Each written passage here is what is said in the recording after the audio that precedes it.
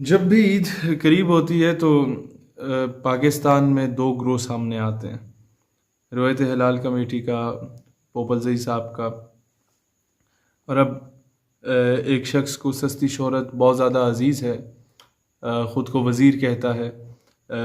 وہ بھی چاند دکھانے میں پیش پیش رہتا ہے۔ دیکھیں، اس وقت ہم لوگ یہ افورڈ نہیں کر سکتے کہ ملک یہ قوم مزید تقسیم ہو، نمبر ون۔ نمبر ٹو، یہ 1857 کی جنگ آزادی کے بعد ہی کچھ ایسے چیلے چاپلوس ہوا کرتے تھے جو کہ انگریزوں کی مخبری کیا کرتے تھے،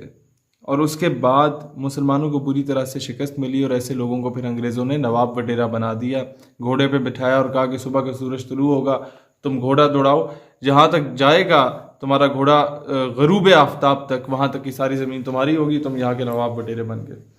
پھر انگریزوں نے یہ دیکھا کہ جناب پاکستان مارے سے وجود میں آ گیا، اور یہ پہلی ایسی سلطنت ہے جو کہ اسلام کے نام پہ حاصل ہوئی ہے، لہٰذا یہ تو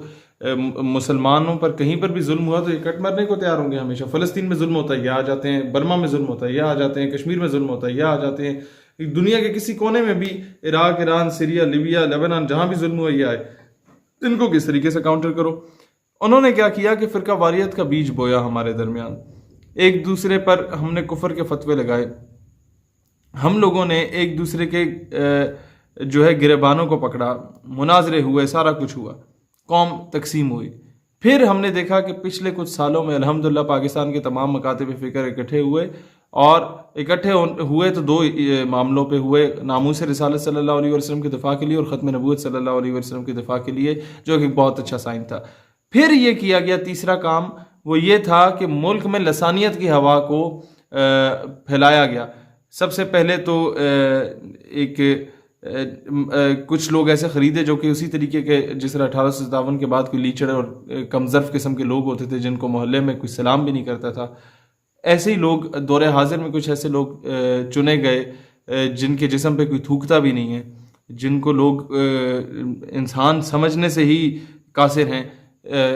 ایسے لوگوں کو انٹروڈیوس کرایا گیا، اور ملک میں لسانیت کو اور صوبائیت کو پھیلایا گیا۔ پنجابی پٹھان کی لڑائی کروانے کی کوشش کی گئی، سندھی بلوچی کی لڑائی کروانے کی کوشش کی گئی، کشمیر سے توجہ ہٹانے کی کوشش کی گئی، اور ایسے لوگوں کو پھر فورن فنڈنگ بھی ملی۔ ایسے لوگ جو کہ اپنے علاقے سے کونسل کے الیکشن بھی نہ جیت سکے، ان لوگوں کو انٹروڈیوس کرا کے، ان کے اکاؤنٹس ویریفائی کروا کے، فیس بک، ٹویٹر، یوٹیوب کے، ان کو انٹروڈیوس کرایا گیا، اور پاکستانی قوم کو تقسیم کرانے کی حد الوسع کوشش کی گئی۔ پاکستانی میڈیا نے ایک اچھا کام یہ کیا، جو کہ بہت کم اچھے کام کیے، لیکن ان میں سے ایک اچھا کام یہ تھا کہ ایسے لوگوں کو بلیک آؤٹ کیا، تو باہر کا media, Voice of America, B B C اور سی این این نے آ کے انہیں کوریج دینا شروع کر دی، جس سے یہ خاص اندازہ ہوتا ہے۔ انڈیا نے بھی کوریج دی، این ڈی ایس نے بھی اپنا رول پلے کیا۔ ثابت یہ ہوا کہ کون کون سے لوگ، کچھ لوگ ایسے تھے جو کہ بڑا نیک مقصد لے کے نکلے تھے کہ جو ظلم ہوا اس کو روکا جائے، جو ایک گیپ ہے اس کو ختم کیا جائے، لیکن اس کو ایکسپلائٹ کرنے میں بہت سے لوگوں نے اپنا رول پلے کیا، اور وہ پھر ملک سے فرار بھی ہو گئے۔ اب جب دوبارہ اس قوم نے سارے پروپیگنڈا کو ایکسپوز کر دیا اور کہا کہ نہیں، ہم سندھی، بلوچی، پنجابی، پٹھان، کشمیری بعد میں، پہلے ہم مسلمان ہیں اور پھر ہم پاکستانی، تو پھر میں سمجھتا ہوں ڈائریکٹلی اور انڈائریکٹلی کوئی ایشو نہ ملا تو چاند کا ایشو بنا کے روزے اور عید پر کنٹروورسیز، متنازع قسم کے بیانات لانا شروع کر دیے گئے، اور خواہ خواہ میں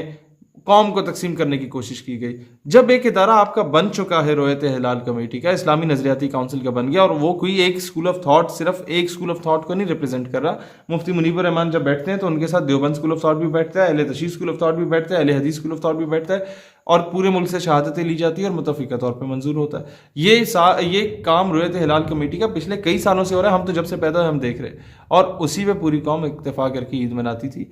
اب اس قوم کو تقسیم مزید نہ کیجیے۔ ٹھیک ہے، ہم مانتے ہیں دو گروپس بنے، کے پی کے سے ایک اوریجنیٹ ہوا، ایک کراچی سے اوریجنیٹ ہوا،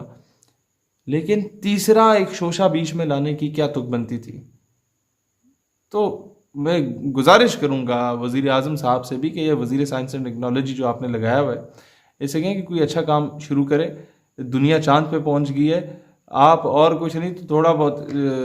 چاند کے درمیان تک ہی پہنچ جائیں، لیکن اس طرح کی حرکتوں کو چھوڑیں۔ پاکستان تعلیمی میدان میں پیچھے ہے، یکساں تعلیمی نظام کو انٹروڈیوس کروانے پہ ان سے کام لیں۔